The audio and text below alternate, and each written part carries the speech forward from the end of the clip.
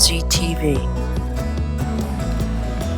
This morning, I'm going to talk about something that's really important to you and to me. And it seems like something that's obvious, but I'm going to say it anyway. And I'm going to hammer it in the next couple days. And that is that God doesn't lie. God doesn't lie. I've been feeling the need to point out to you in the last few shows, maybe for the last month, that the scriptures, specifically Paul's letters, were not written by Paul. I mean, that's true in a couple different ways. Number one, he had a scribe and he dictated these words. But the most important consideration here is that Paul was God's penman. So the promises that we have about our expectation about being snatched away, our expectation of glory, these are promises of God. God, the creator of the universe, is giving us promises. And that God doesn't lie. He doesn't lie. The snatching away is true. It's going to happen because God doesn't lie. Our present trials are not worthy to be compared to the glory about to be revealed for us. God told us that. God.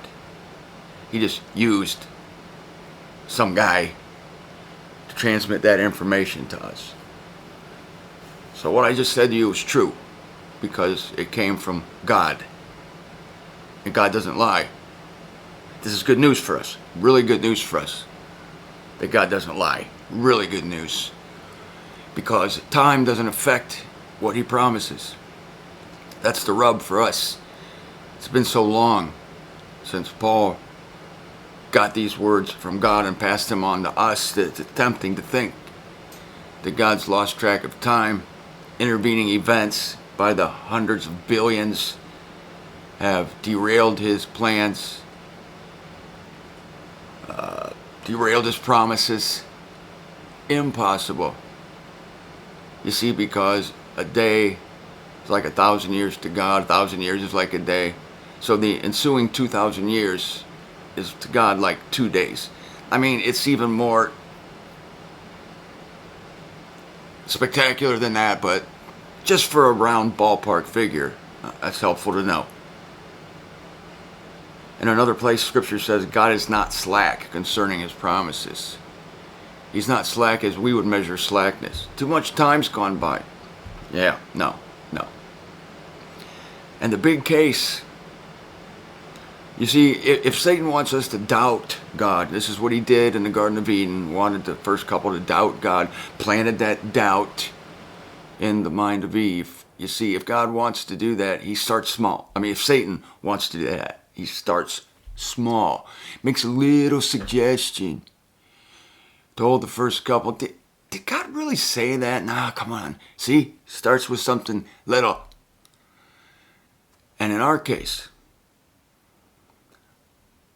what we have had to put up with for years is people suggesting to us that God is finished with Israel. This is really important because this is where the adversary drives a wedge into something that might seem obvious because Israel has been on the back burner for so long. So Satan has introduced a teaching called the Israel Replacement Theory, or what else is it called? God's finished with Israel theory. Preterism. That God's done with Israel and he's going to fulfill his promises spiritually, whatever that would look like, with another people who are not Israelites, who are the body of Christ. But don't worry, because these people are called sons and daughters of Abraham, so they're literal descendants of Abraham. It's so subtle.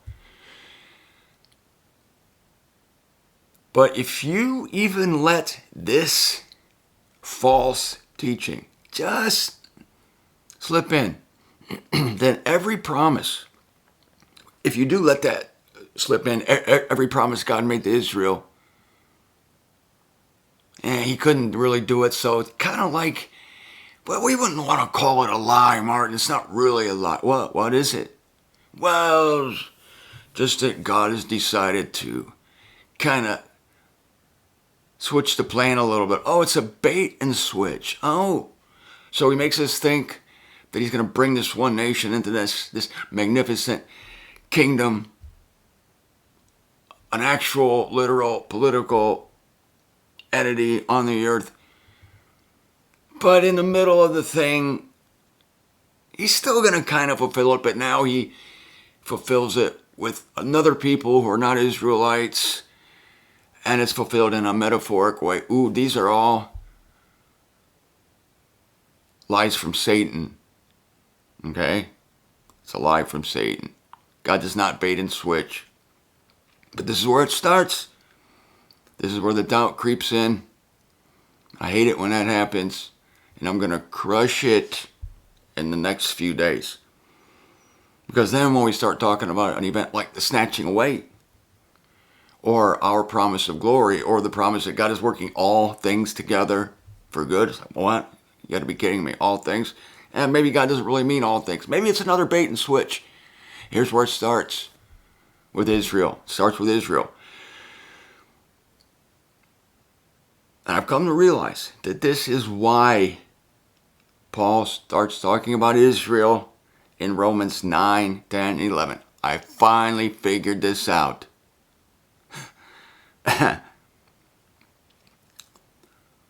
Because in Romans, Paul has set forth truths that are so mind-numbingly high and wonderful that we are being given the very righteousness of God, that sin doesn't stand in the way, that God has created a friendship with us so that we can call him Father. That is, he's at peace with us.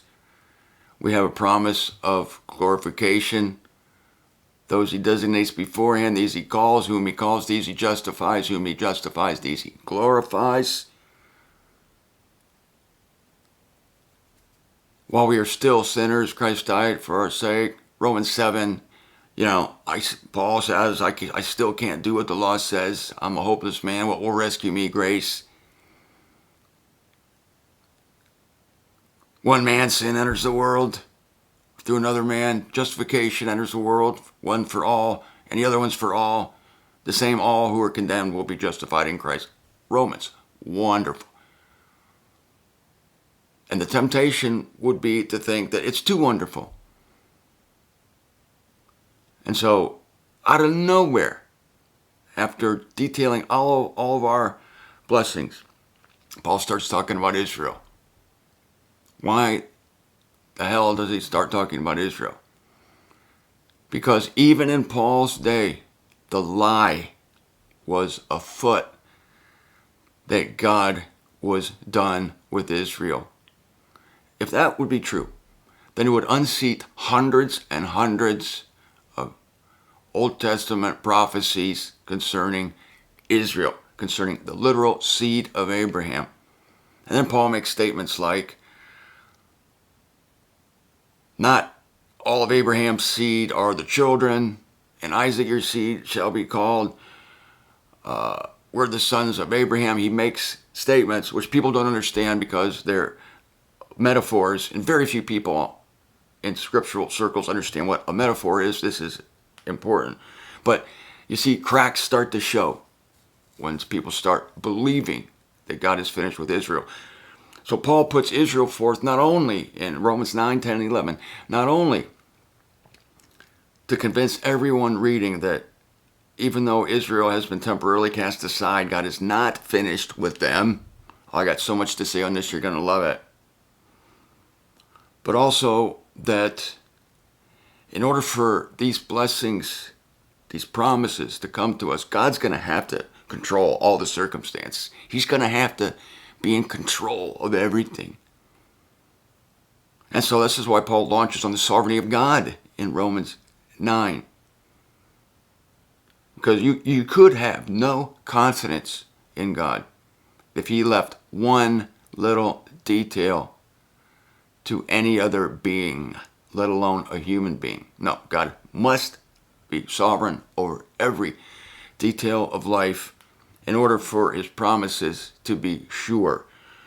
And again, Paul has made such a phenomenal presentation of our blessings from Romans chapter 3 to Romans chapter 8. But it's so good that now he needs to stop and he needs to prove two things. Number one, that God can carry out his promises because he is in control of every circumstance and every person on the planet. Hey, that's comforting to know. Kind of necessary to know that too, isn't it?